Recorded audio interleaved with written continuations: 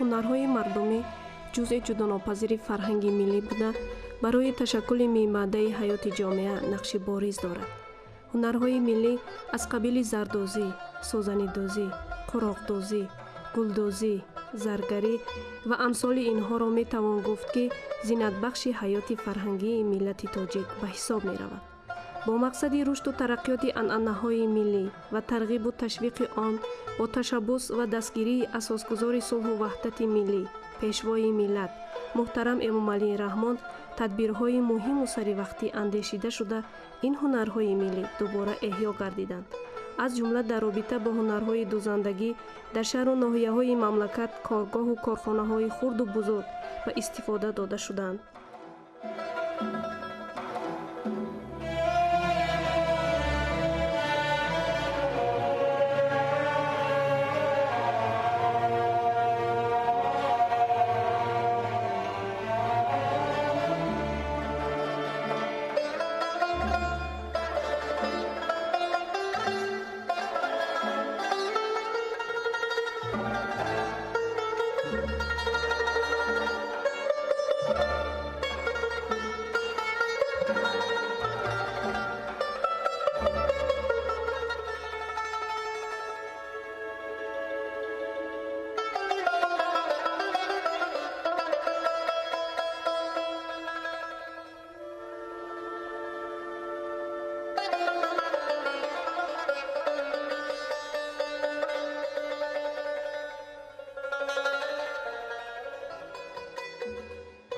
бунёди байналмилалии ҳунарҳои мардумӣ ҳафтпайкар аз зумраи он муассисаҳоест, ки дар самти муаррифӣ ва тарғиби сартосарии ҳунарҳои волои миллати тоҷик нақши муҳим бозида, фарогирӣ ҳунарҳои зардозӣ, попурӣ, сӯзанию нақшу нигор мебошад, ки аз гузаштагонамон ба мо мерос мондаанд.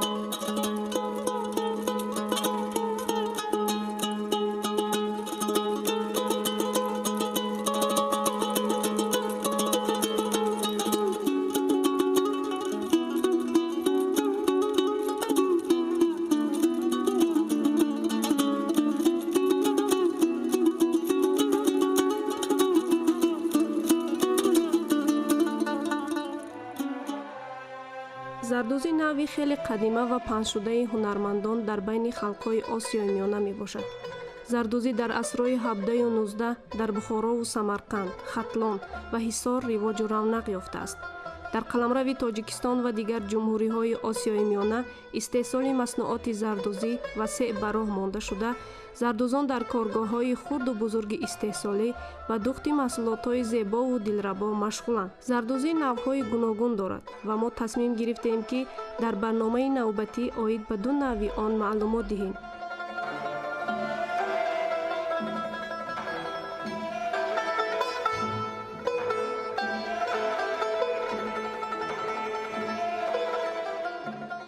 навъҳои заминадӯзӣ ва гулдӯзӣ.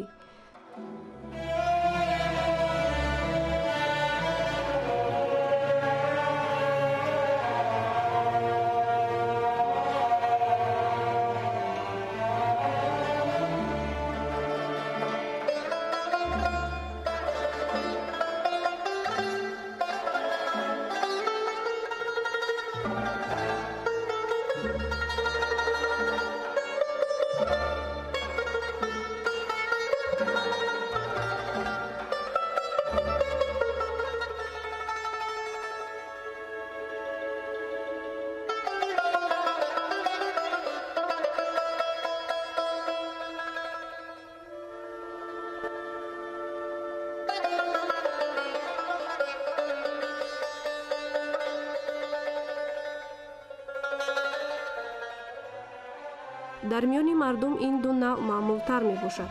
дар навъи заминадӯзӣ нақши болои матоъро пурра мепӯшонад ки дар он ҷойҳои холӣ намемонад.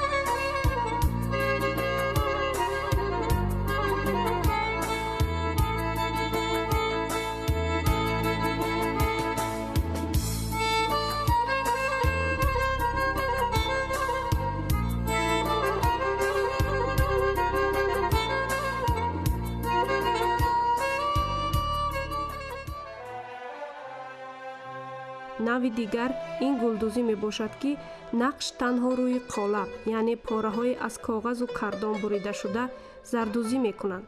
зардӯзон нақши нақшофарон ё худ тайёркардаро аз коғаз ё кардони ғафс бурида рӯи матоъ мечаспонанд ва онро бо ресмон кӯк мекунанд ва баъд зарро рӯи нусха гузошта аз ду тарафашон нозукона медӯзанд.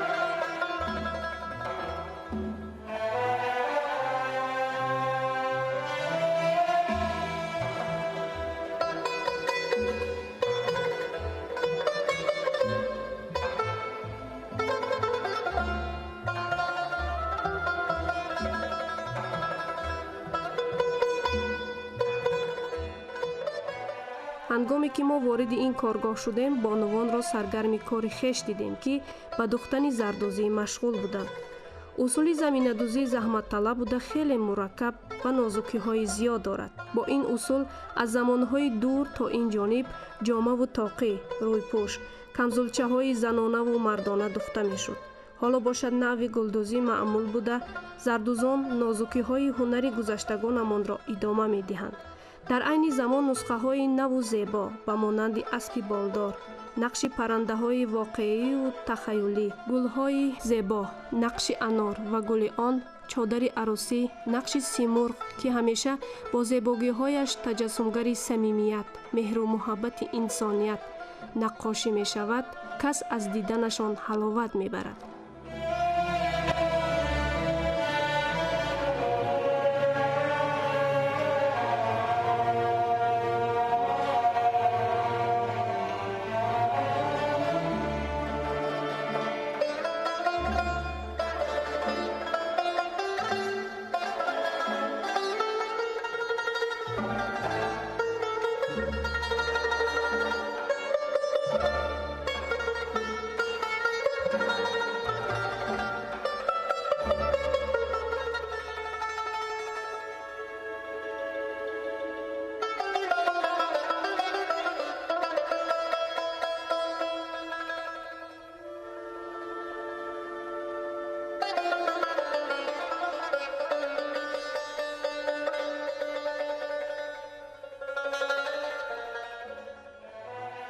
бонуи тоҷик аз қадим зани порсову эҷодгар, ҳунарманду ободгар буду мемонад. боиси ифтихормандист ки имрӯз ҳунари волои эшон дар сатҳи ҷаҳонӣ муаррифӣ гаштааст ва ҳамеша мекӯшад то ҳаёташ манфиатбахшу босамар гузарад ва ин ганҷи ниёгонро ҳифз намояд.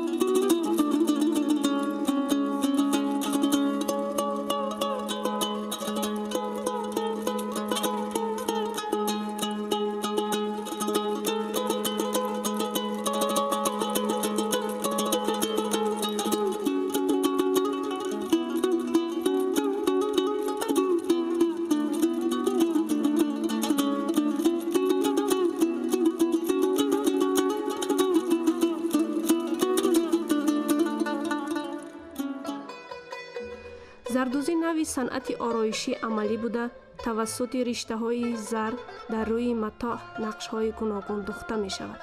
чунин тарзи духт бо нафосату шукӯҳи худ фарқ мекунад. аслан зардӯзиро дар рӯи матоъҳои махмалин ва шоҳӣ амалӣ мекунанд. онро аз зарҳои махсус духта бо сангчаҳои қиматбаҳо, муҳраҳои хурд, пулакчаҳои рахшон, марҷону марворидҳо оро дода мешавад. ҳунаромӯзон аз зарҳои зебову ҷилодор бодастони нозуку пурэҷози худ рӯи матоъ нақшҳои зеборо бо муҳаббат меофаранд. ҳамин тавр зардӯзӣ омода мешавад.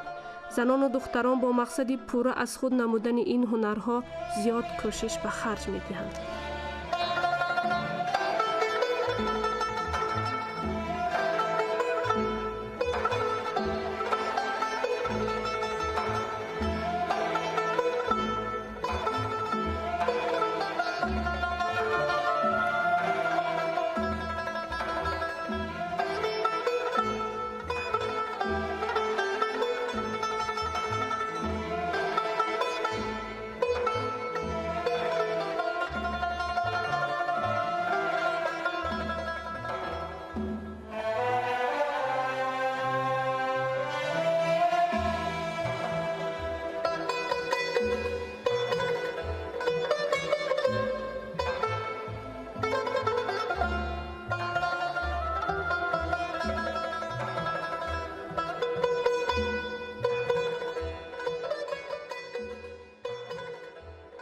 ҳунарманд мехоҳад маҳсули офаридааш дорои нақши зебо, баёнгари фарҳангу тамаддун бошад.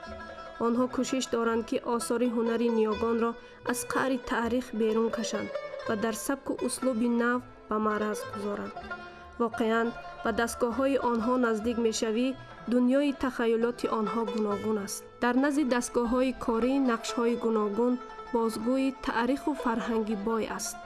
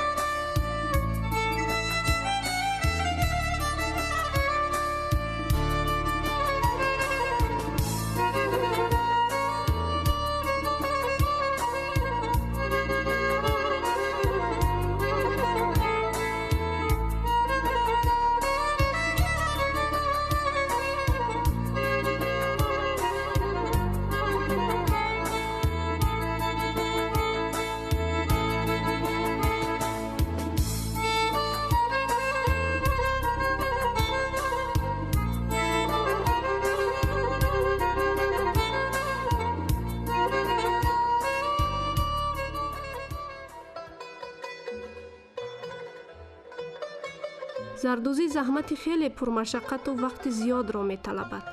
бо қавле бозсозан кон кандан аст, зеро ҳунарманд танҳо бо созан нақш меофарад ва боварии кас намеояд ки бо як созани оддӣ нақшҳои бузургро тасвир кардан мумкин бошад. ҳунар симу зар, таъминоти зиндагӣ, сари баланди инсон буда, ҳунарманд муаррифгари миллат, тарғибгари фарҳангу оинҳои мардумӣ дар арсаи ҷаҳонӣ маҳсуб меёбад.